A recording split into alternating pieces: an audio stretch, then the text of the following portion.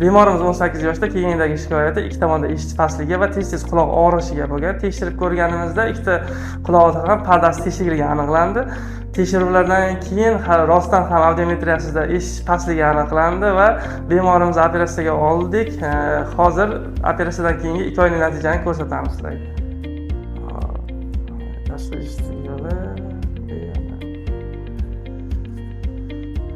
Mana bemorimizni pardasi bu yerda ozgina kirilib turibdi. Parda juda ham yaxshi bitgan, qon tomirlar o'sgan va hozir bemorimiz ahvoli juda ham yaxshi.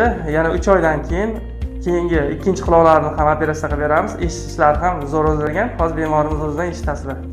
Quloq teshikligi, quloq past eshishi jarayoni bilan Chilonzor Med Center klinikasiga ko'ringandim. Tekshiruvlarga asosan ular quloq pardasi yo'qligi bo'yicha aniqlashdi va meni operatsiyaga olib qolishdi. Operatsiyadan so'ng 1 oylik rezultatning ichida quloq pardam tiklanib, yaxshi eshitishimni olib keldi. Chilonzor Med Center shifokorlariga kattadan katta rahmat aytaman.